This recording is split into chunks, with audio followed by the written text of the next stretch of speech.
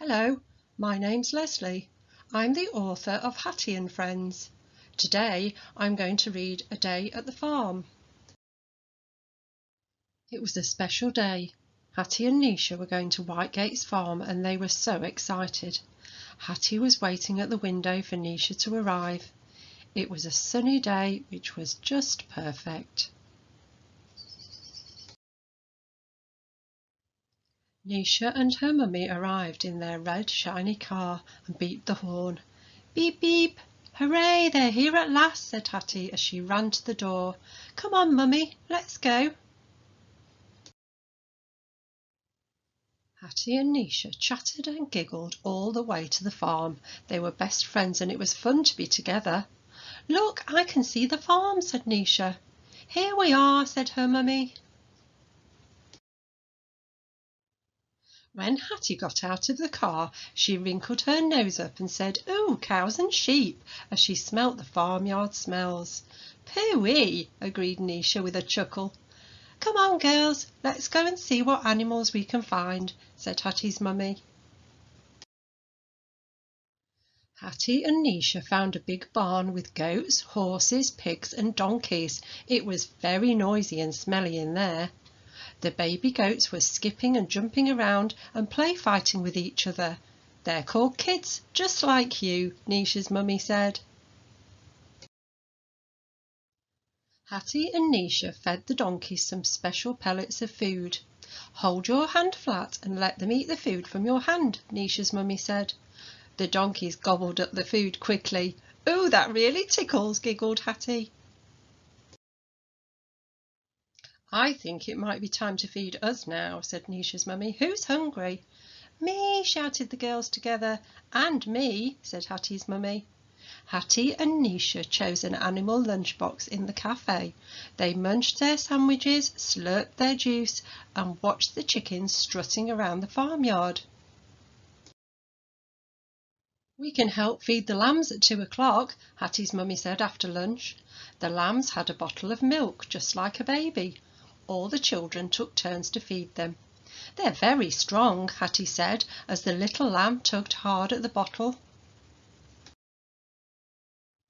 "Can we go for a tractor ride now?" asked Nisha. The big blue tractor was waiting in the farmyard for all the children to climb aboard. It was a bumpy ride. The girls giggled and squealed with delight as the tractor chugged along. On the way back to the farmyard, the girls spotted the adventure playground. "Wow, that looks like fun," Hattie said. "Can we go there next?" Nisha asked. They played in the playground for ages, swinging on the swings and getting dizzy on the roundabout. "Who would like to choose something from the gift shop before we go?" asked Hattie's mummy. "Me, please," shouted Hattie and Nisha together. Hattie chose a pink fluffy pig and Nisha chose a blue tractor. "This will remind me of my day at the farm," Nisha said. Hattie and Nisha had really enjoyed their day at the farm. They had helped to feed the animals and lots more. "Can we come to the farm again tomorrow?" asked Hattie on their way home. "Well, maybe another day," her mummy said. Thank you for listening to A Day at the Farm. There are 3 other Hattie and Friends books to look out for. Visit our website for more information. Hello, my name's Lesley. I'm the author of Hattie and Friends. Today I'm going to read A Day at the Park. It was a special day. Hattie and Toby were going to Oakland Country Park and they were so excited. Their mummies packed everything they would need. "Let's go," Hattie's mummy said. "Our train leaves at 10 o'clock. Hattie and Toby loved trains. They bought their tickets and waited at platform 2 for the train to arrive. "Here it comes," said Toby. When all the passengers were aboard, the guard waved his green flag and blew his whistle. "Can I sit next to the window?" Hattie asked. "And me," said Toby. During their journey they saw cows and sheep in green fields divided by leafy trees and prickly hedges. They waved and called hello to all the animals as the train hurried along. Hattie and Toby swayed from side to side with the movement of the train. Clickety-clack, they said. Then they went through a long, dark tunnel. Ah! They squealed together. It was such fun. When they arrived at the park entrance, they all looked at the map. "Shall we go and feed the ducks first?" asked Hattie's mummy. "Oh, yes," Hattie and Toby replied. "It's straight ahead to the lake," Toby's mummy said. The ducks swam across the lake to meet Hattie and Toby. "Break the bread into small pieces," Toby's mummy said. "I can throw it a long way," said Toby. "Me too," said Hattie. The ducks raced each other to be the first to get to the bread. "Let's have our picnic before we find the other animals," Hattie's mummy said. Hattie and Toby enjoyed cheese sandwiches and crisps with orange juice. Toby's mummy shared out some raisins for dessert. They were yummy. After lunch they followed the signs to the animal corner. There were rabbits and guinea pigs hopping and running around. They were munching juicy carrots and crunchy lettuce. Hattie and Toby pretended to be rabbits by copying their twitching noses. They saw 3 brown chickens and a big cockerel called Charlie. Hattie and Toby were surprised by a very loud cock-a-doodle-doo. It made them jump. "Oh, look over there," said Toby's mummy, pointing to a peacock with his feathers displayed beautifully. "Wow," said Hattie. Next they walked through the woods towards the playground. Hattie's mummy whispered, "If you're really quiet, we might see a squirrel." As Hattie and Toby tiptoed quietly along, a little grey squirrel ran across the path. The squirrel stopped, as still as a statue, then scampered up the trunk of a big oak tree. Hattie and Toby had great fun balancing on the wooden beams until it started pouring with rain. "Oh, well," Hattie's mummy said, "we can shelter in the cafe. There's just time for an ice cream before we go home." "Hooray!" shouted Hattie and Toby. Hattie and Toby had really enjoyed their day at the park. They had fed the ducks and lots more. "Can we come to the park again tomorrow?" Hattie asked on the way home. "Well, maybe another day," her mummy said. Thank you for listening to A Day at the Park. There are 3 other Hattie and Friends books to look out for. Visit our website for more information. Hello, my name's Lesley. I'm the author of Hattie and Friends. Today I'm going to read A Day at the Seaside. It was a special day. Hattie and Lucy were going to the seaside and they were so excited. Hattie and her daddy packed everything they needed in a rucksack. "Don't forget my bucket and spade," Hattie said. Hattie skipped all the way to the bus station to meet Lucy. Lucy hugged her with excitement when they arrived. "We need to get on the number 5 bus," Lucy told Hattie. "This way, girls," said Hattie's daddy, pointing at a big red double-decker. "Can we sit at the top?" Hattie asked as they climbed on the bus. Lucy's daddy helped the girls upstairs and Hattie's daddy paid the driver and collected their tickets. "Hold tight, please," the driver said as he started the engine.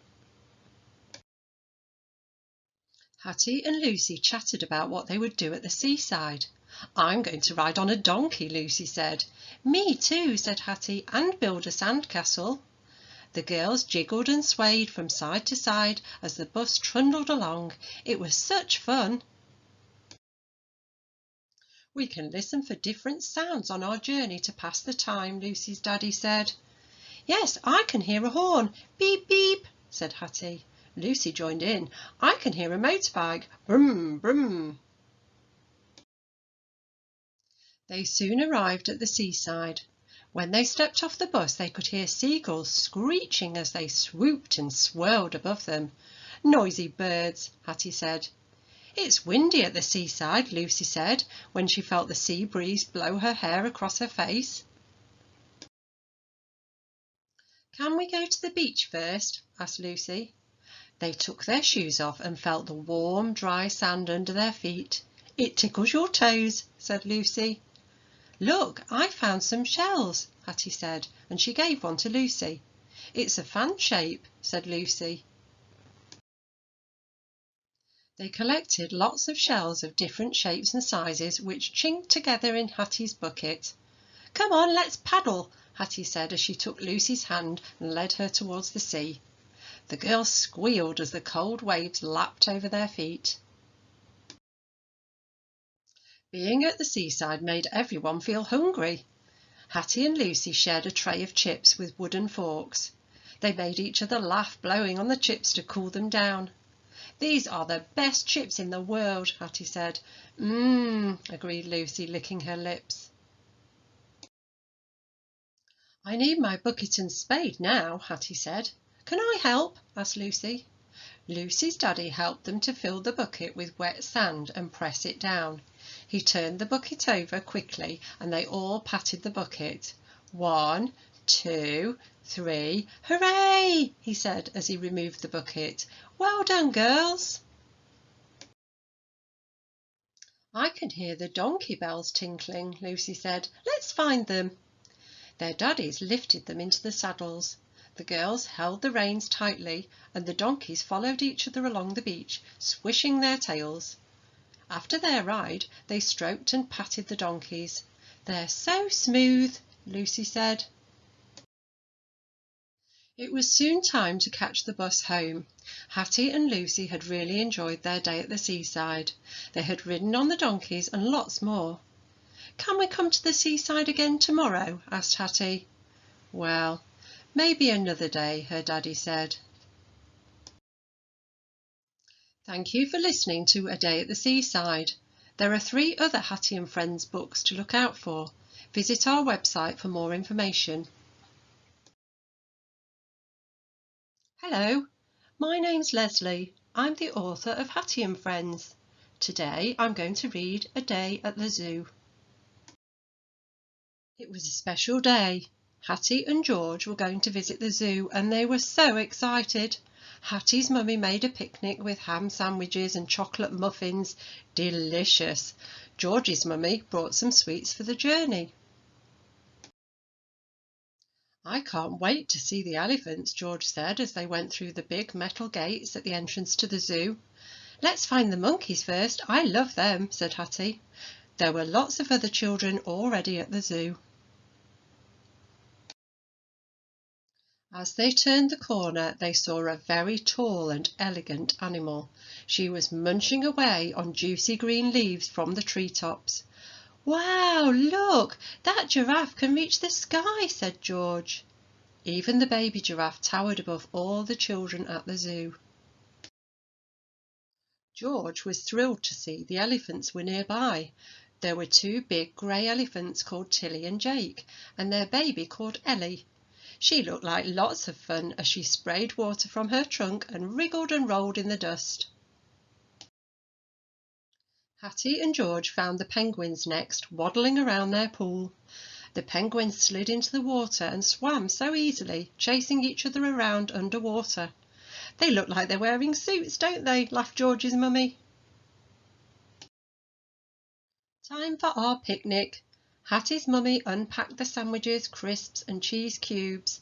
She poured 4 cups of lemonade and offered the children straws. George chose a green straw and Hattie chose a purple straw. "Purple is my favourite colour," said Hattie. "And green is my favourite colour," said George. Hattie and George thought the best bit about the picnic was the chocolate muffin, but it was a bit messy. Just as they were wiping their faces, George's mummy said, "If we hurry, we can see the parrot show. It's starting in the arena at 2 o'clock.